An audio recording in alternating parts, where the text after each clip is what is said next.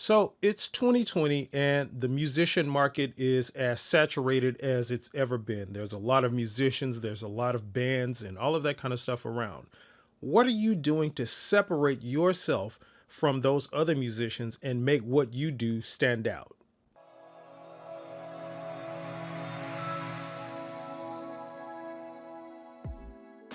Hey, what's up, everybody, and welcome to Music Space, where we help working musicians just like you learn how to quickly and easily make a living with your craft. So, if you're new to the channel, consider subscribing.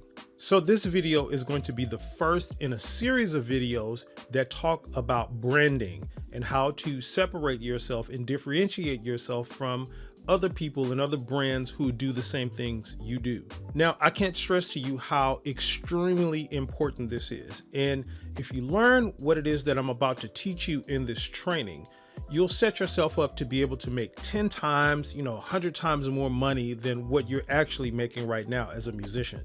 And if you don't learn and use this information, you will likely end up like the typical broke musician or the musician who's just working for pennies. So be sure you grasp and digest this training and all of the information in it so that you set yourself up for success.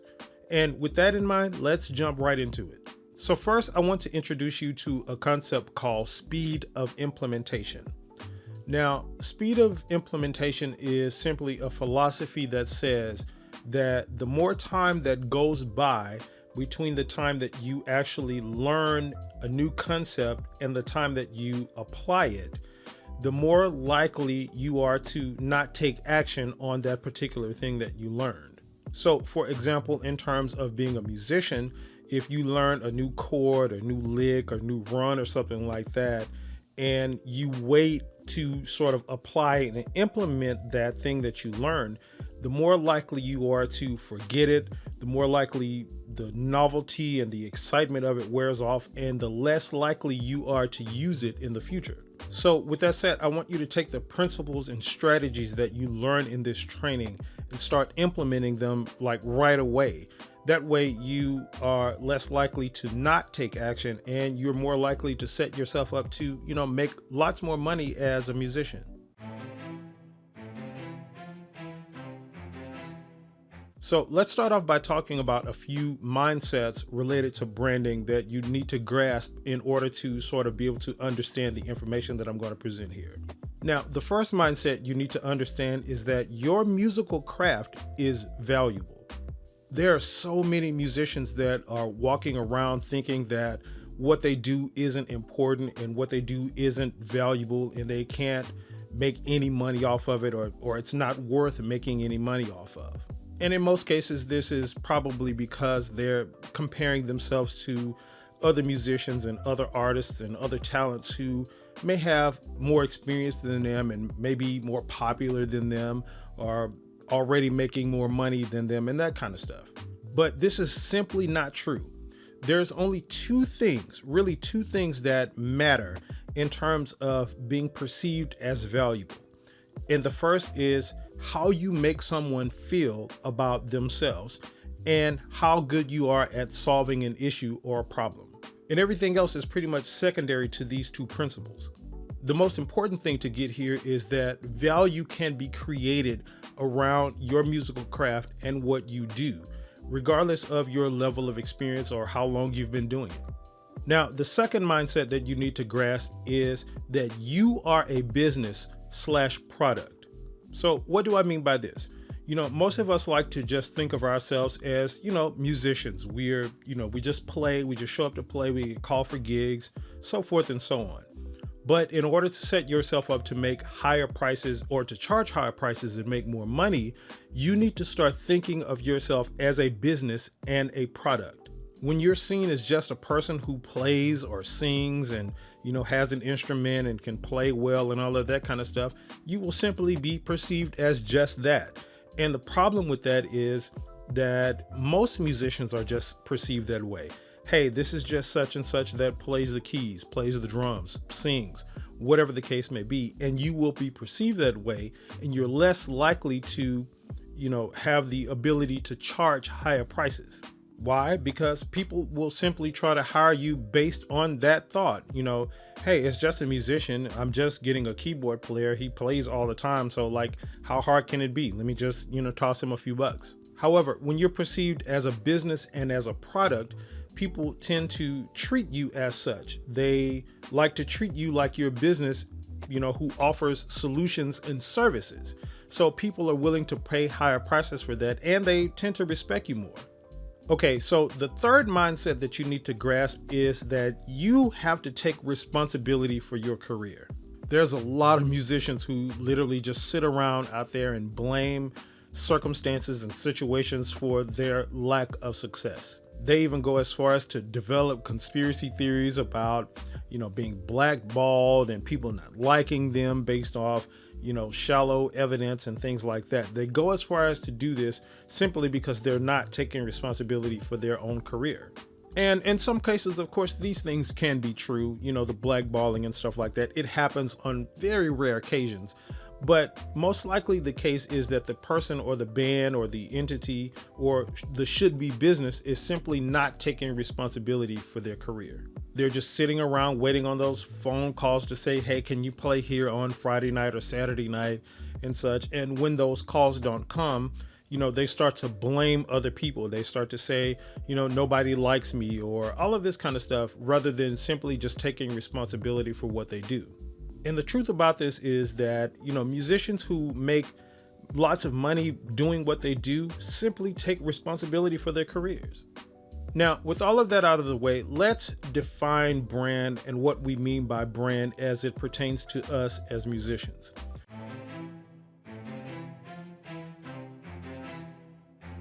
Now, brand is sort of an umbrella term that means different things in different contexts. But for the purposes of this training, we'll define branding or brand as the way that you differentiate yourself and what you do in the services you offer from other entities that are like you or similar to you, right? So what I mean by that is that, like I said in the beginning of the video, there are 100 bands out there that play a lot of the same songs, mostly the same songs and all of this kind of stuff.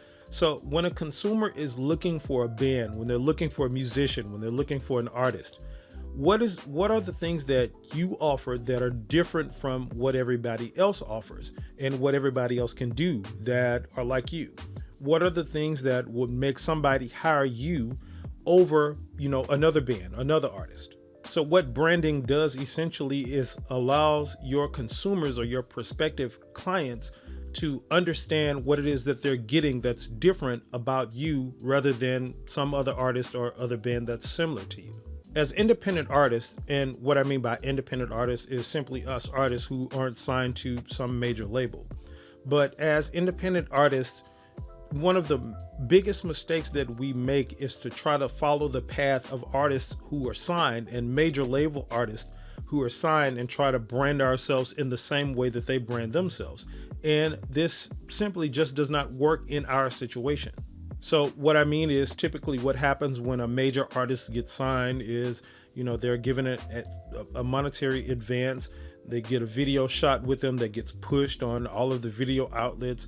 They get, radio play. They get all of this kind of stuff. They get, A&R directors who, create images and stuff for them like that, and, creates this persona for them to, or creates a marketable persona for them so that they are able to sell themselves as an artist.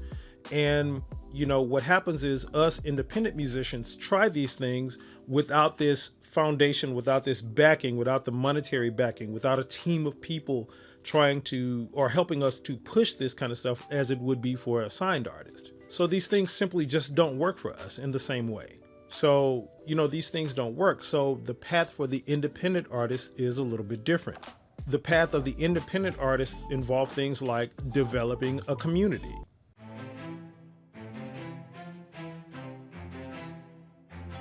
This simply means building a tribe of people around your music and your craft and your artistry, where you offer them value and support, and they give that value and support back to you in return. It involves things like building brand loyalty.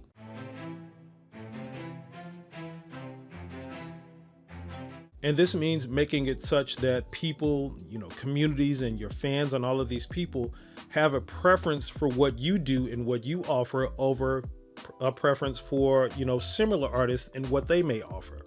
One of the examples that I always give about this is there is coffee and then there's Starbucks. There's potato chips and then there's Doritos. So despite the fact that there are thousands and millions of coffee shops and there are thousands and millions of brands of potato chips, Starbucks and Doritos have made it such that people prefer their brands over the other ones. And it also involves cultivating relationships.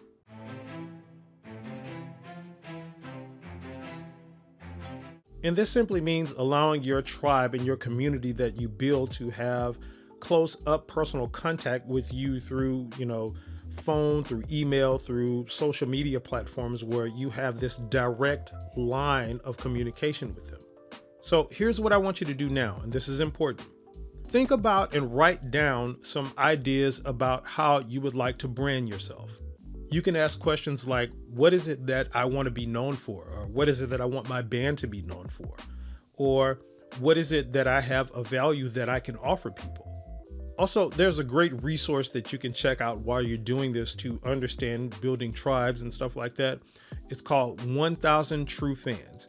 And you can simply Google it, and it's probably the first, thing that comes up. Just click on it and you'll be able to understand what 1000 True Fans is.